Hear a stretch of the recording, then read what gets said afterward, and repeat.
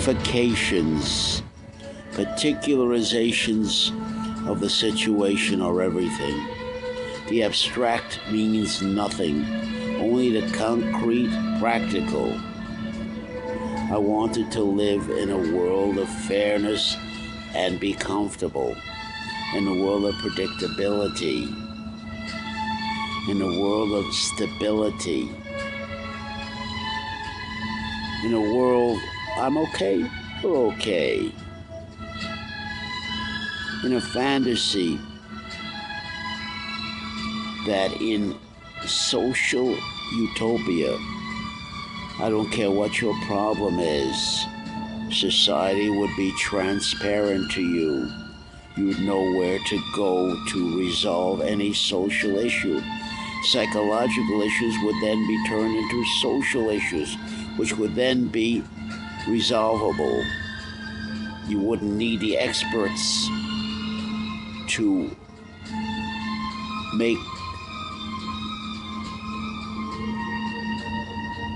admonished, functional sermons that are true only in the abstract. Nothing of any relevance, of any therapeutic value, ever happens talking about it. You gain a little clarity, but you don't even know what the issues are. Not until you're in the battlefield, in the arena, where you're facing the confrontation and the encounter, where you got something to lose, where you're comparing yourself, where you're falling short, where you're seeing your reality, who you are, in the naked light of day, where you can't escape the mirrors and the immediate feedback of your good neighbor. You are the social performer, and the harshness of the reality that you confront. What I'm saying varies depending on your phenotype, the image you present to the world. And when I say image, I'm not talking about no self-image and all that phony abstract crap. I'm talking about exactly what you say and do when you're under pressure, when all the stresses, the monkey's on your back. You have to perform, you have to do or die. This is when it counts. Either you did it or you didn't. Either you could or you couldn't. There's no more room for alibis. You can't take it back and do a reprise. This is not the Twilight Zone. You can't stop the world I want to get off. You can't stop the action in midstream and turn it around. It takes a lot of experience and expertise to be able to do that. You have to be one hell of a good actor to pull it off, because you're going to have to compensate for your shortcomings that your opponent, your other social performer, sees right in front of him. You're going to have to compensate for the long ears in your environment and the eyes that observe and draw conclusions and caricature and remember and mock and stereotype. This is not going to be easy. You're going to have to come to grips with who you are and what you are. The benefit? Know what I have to work with. Who am I? What am I? What am I worth in the situation when it counts? When everything's on the table and you find the judgment. That's the judgment. The judgment is the existence. The judgment is the experiment of the experience. It's not abstract.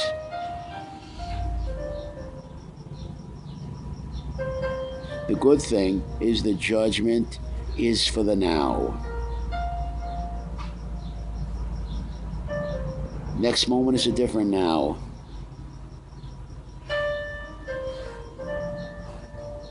Then the next question is, where is the freedom? There's only freedom, in my opinion, in the preparation. There's only luck, in my opinion, in the preparation. You got to be ready. You need good preparation, good simulations, good workups. You need good critical thinking, good planning, realistic and practical goal setting. You move from one goal to another, but the goals have to be tailor-made to your DNA. Hero figures are worthless. The only good that they have is they give you a superficial, abstract feeling in general for what might be possible. But remember, when you watch your heroes in action, when you watch your big C-men scoring easily for a piece of ass, you're seeing the surface. You're seeing it from a distance. You're seeing it through your weaknesses, through your frustrations and desperations, and imaginings that you're projecting into the situation. You don't know the backstory here. You don't know the aftermath. You're imagining all that for good masturbation fantasy.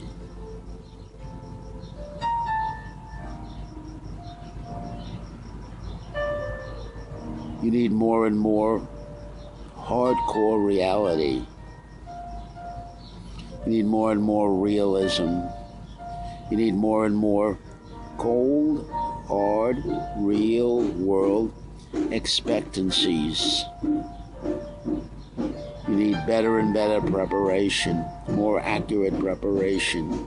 You need better and better ears that can hear, eyes that can see what's really out there, and be able to tell the difference between what's out there and what's inside. Now we understand that processing reality, apprehending reality, is not an easy thing. It's extremely complex. And it proposes a healthy dose of subjectivism. Reality is seen, this is what I mean by that, through a perspective, from a point of view. When you report, when you give a running commentary on what's happening now in the reality you're seeing right before your eyes, you're telling me about yourself. You're telling me about how you, as an individual, process reality. All I hear is your story. Now, Tony Robbins will tell you, if that's true, then why not tell a good story? You choose the story you tell. No, Mr. Robin. Mr. Robin, I know you've counseled millions and millions of people all around the world. Mr. Robin, I know you get $1.2 million to advise the biggies for just a little portion of your time. Mr. Robin, I know you get the breakthroughs quickly. Half an hour, no, I don't care what the problem is, Robin will break through. But the fine print, if you look closely, there's a disclaimer. It says, no guarantees. Results may vary. No, Mr. Robin, you're wrong. In the storytelling, What motivates the storytelling is not freedom at all, Mr. Robin. It's predicated on that storyteller's individual DNA, what his problems are right now, what he wants to see, what he wanted to pay attention to in the first place. The reality he selected out of the myriad of reality events in that situation. And it's certainly reporting on what's going on now. Mr. Robbins say this seminar is all in the behavior, it's on the face. Mr. Robin does therapy, quote unquote, in an arena.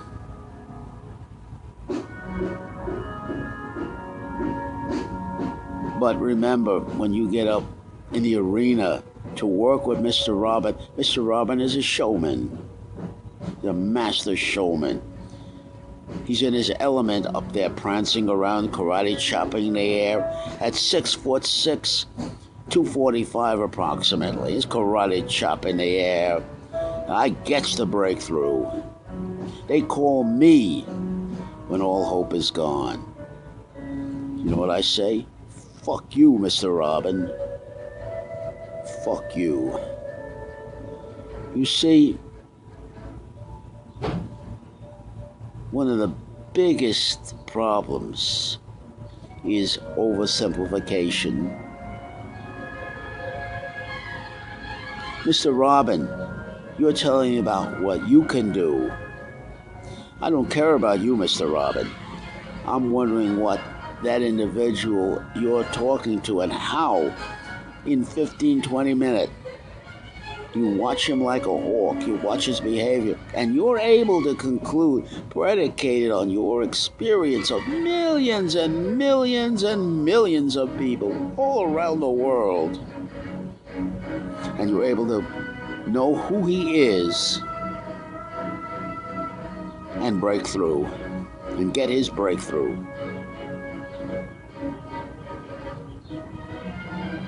Mr. Robin, don't you realize in the arena what you're doing is nothing but a show, and you're nothing but a showman, Barnum and Bailey. It's the way I see it. When you look at change, when you look at insight, it's a lot more complex than Mr. Robin ever dreamed of. In his breakthrough, strategy-oriented, practical admonishments.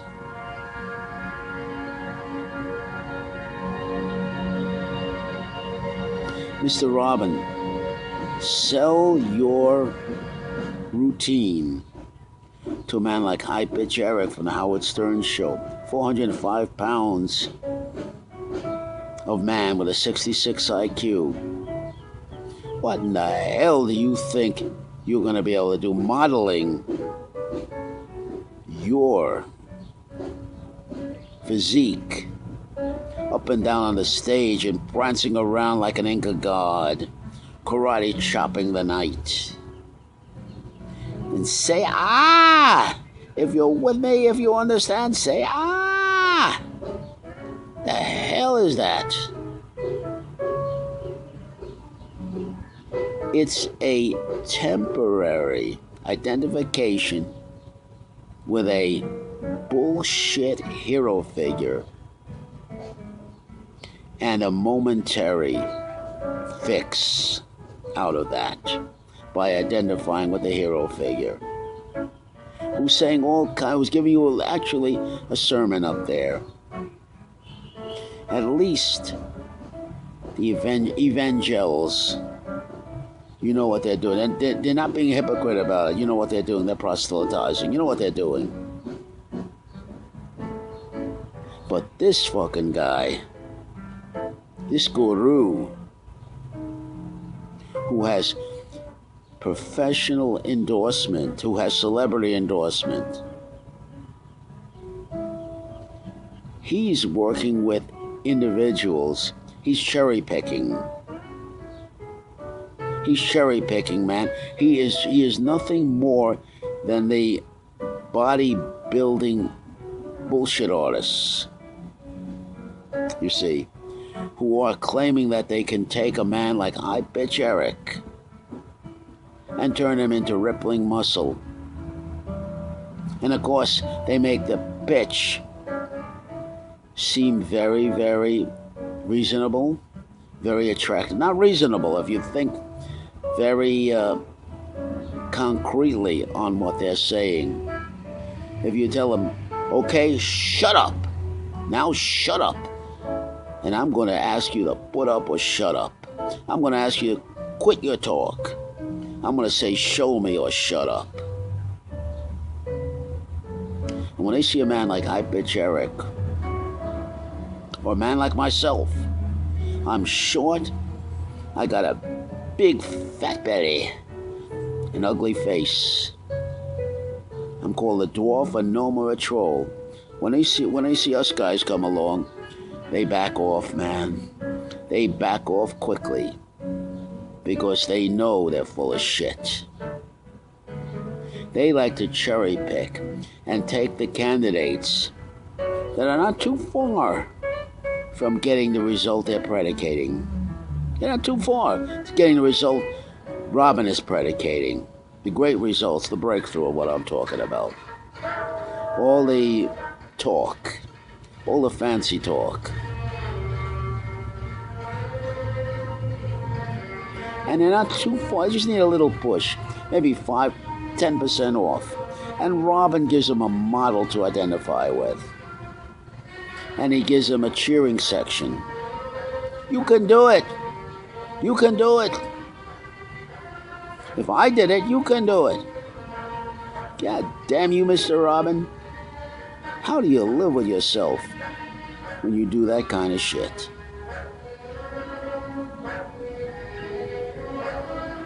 Straight shooting, Dad. Straight shooting, lad. Straight shooting here. Nothing but cold, hard, naked, raw realism and objectivity here.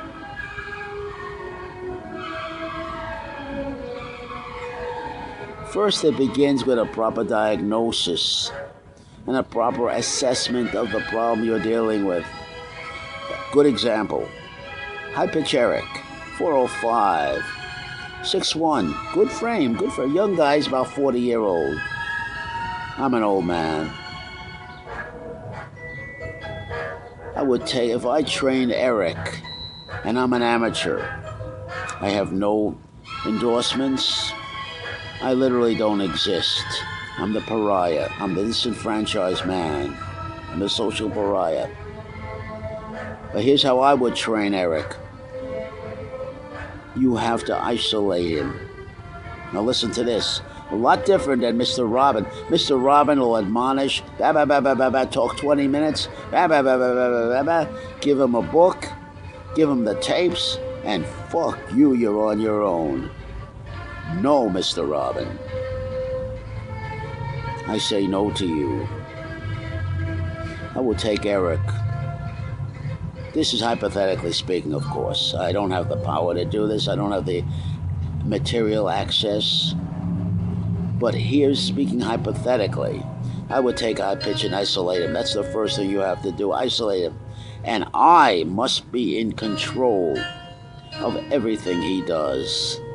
I'm in control of the training, and I train him on many levels. I work on his mind and his body together as a unit.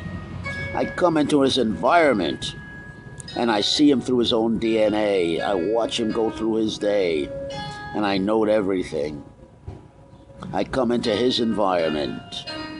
I don't project a reality on him. I don't project expectancies on him. I have to know what I'm working with specifically. I want to know the man in all his ugliness, all his vulnerabilities. And I take time to assess him correctly. Not from a moral superiority, not from trying to make a fool out of man, but trying to know him as an individual. What a difference from Mr. Robin, who has to draw conclusions in a minute or two. Bullshit. Then I isolates high pitch, and I has to control everything. He does everything through me. He puts his 66 IQ, which is enough to work with, in my hands. And at the end, for 6 months, on the weekend, I puts him in the box. I puts him in isolation, solitary confinement. He sits in the box for 2 days. He spends his weekend after a week of hard training. But not only training, but whiplash insults. I put him in pillory. I insult him. But there's always an explanation for why everything's done. There's always a reason for why it's done, so he understands it. It's like if you want expert backup, Viktor Frankl. A man can withstand anything if he knows why. So I spend a lot of time, I break it down to his reality. I bust it down to his reality. I don't talk down to him. I don't sermonize. I don't lecture from a moral superiority standpoint. I don't judge him. I'm working with him. I puts him in isolation and let him think about what went on the week and think about his life. I put him in a 8 by, this is a big boy. You got to put him in a bigger box. Put him in a 10 by 10 because Eric's a big boy. So he needs usually I would say a 5 by 5. But Eric is too huge. He needs a little room. Put him a chair. He sleeps in a chair. He sleeps in a chair. He gets his food under the door. And he gets a shit and piss bucket. The analogy to Cool Hand Luke. He's sensory deprived. He has no watch. It's dark in there. This is his time to be with himself and his own reality, to know what he's done, to look at his life with a great deal of perspective.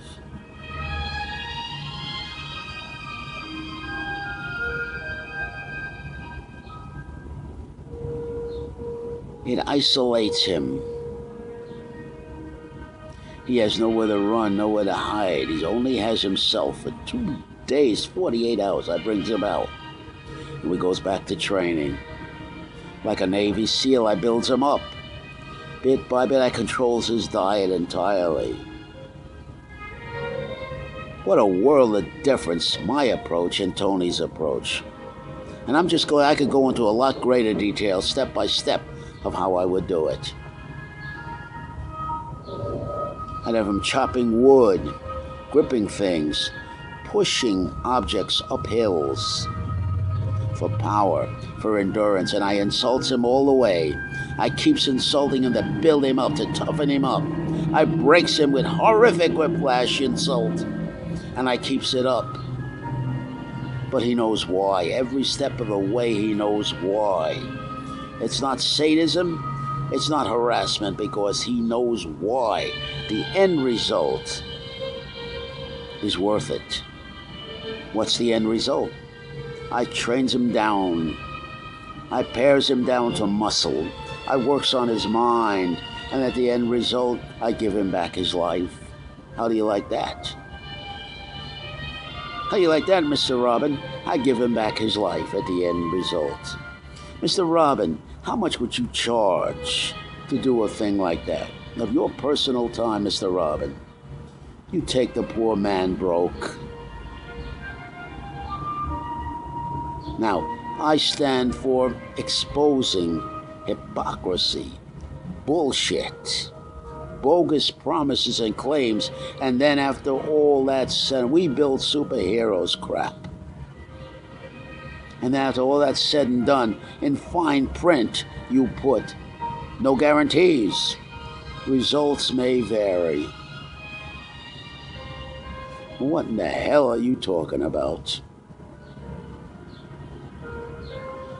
My approach is to build him up strong, get him born again hard. You gotta get him conditioned. You gotta get him in top shape. Don't look at me. Don't look at me and say, damn, you short, small fart. You gnome, you dwarf, you old man, you ugly old man. What in the hell? You shut up, old man. You drunk, you stupid. And I say, I am an old man. I am a little shorty. I have a big fat belly and a moon face. I'm ugly. Now what else you got to say, boy? What else you got to say? Who in the hell are you?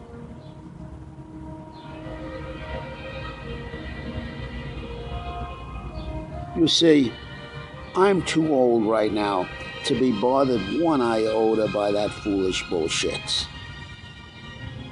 The stupid stereotyping, the name calling, verbal abuse, whatever. I'm too old to be bothered with that kind of crap.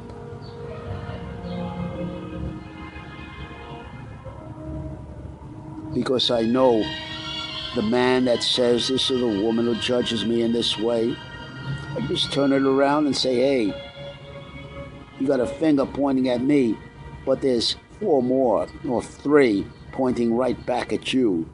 Who in the fuck are you? Now let's turn it around. Who are you? Look at yourself.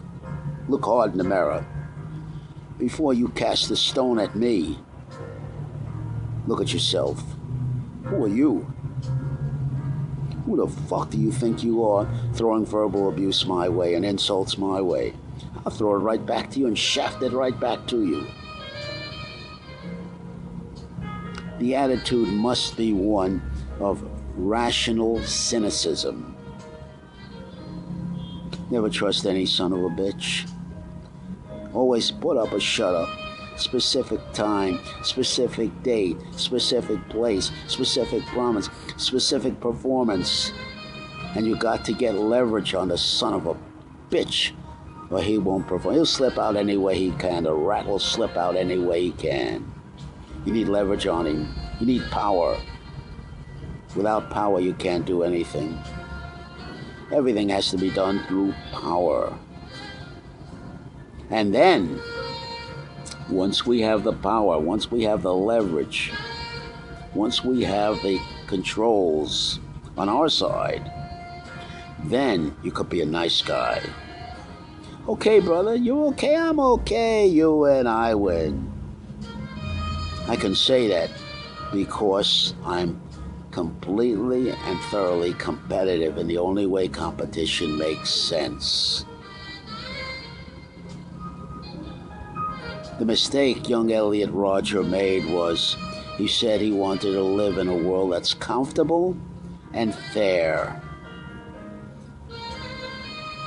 The only thing that comes out of that philosophy and that belief, the day of retribution, the only power a man like that can ever have, who believes that, is a firearm. And then, of course, who has the gun has the power. And if we don't come to grips with the reality of that situation, we're fooling ourselves. You can listen to your Dr. Drews and your other gurus, your professional gurus, come up with theories and explanations and all this crap. But it breaks down simply to that. What does it break down to? An issue of security, realism and objectivity, knowing your limitations. You've got to get them when they're young and have them look into that mirror with a gold hard objectivity and be very realistic about what they see. That's why I take a man like High Pitch before I can do anything when I knows him very well. I observe him come into his world, and then I break him down to cockroach size before I can build him up again. He's got to know who he is. He's got to see himself and be able to see himself as his adversaries, as his social opponents will see him. Hold up the mirror to him. He's got to see himself and judge himself before they do. No man can insult me or say anything to me I don't know, I haven't heard before. And at this point, I'm not realistic and objective about. Don't even try it. You can't do it. And that comes out of crawling through 500 yards of pure shit to get to that tunnel, to get to the light at the end of that tunnel. In a hot crucible. He's got to be born again hard, born again tough, in a hot crucible. Then, and only then, can we talk about quote-unquote love, talk about quote-unquote friendship, talk about quote-unquote fairness. Love, friendship, fairness only comes to the man that has strength and that has power to handle it. It comes out of the negative is what I'm saying. You hear these people, Dyer, Wayne Dyer, this fool, prancing around and all this love and all this spirit bullshit. He's a millionaire. Goes 6'2". Fucking millionaire, this guy. Come on. Come on. That's why I like Charles Atlas. Charles Atlas was one of the biggest frauds going in Superman comics. But at least Atlas knew his subject matter. He knew his guy was a weakling. He knew his guy was getting the sand kicked in his face by the bullies. He knew his guy was losing all the women's. He's losing. The bullies took everything from this guy. That's who he was working. That's who he appealed to, and he made millions modeling himself as the world's best developed man, and probably a title he gave to himself. But it worked. But at least he was addressing the real problem. Not coming on with a bunch of platitudes and a bunch of positive thinking shit. Abstract nonsense that has nothing whatsoever to do with the cold, hard, concrete reality a man faces. And I'm talking about a man like me. He's short, he's ugly, got a big fat belly, he's called a dwarf, a gnome, a troll, hideous, repulsive old man, and on and on. Now what in the fuck does a bum like Tony Robbins know about reality of that kind?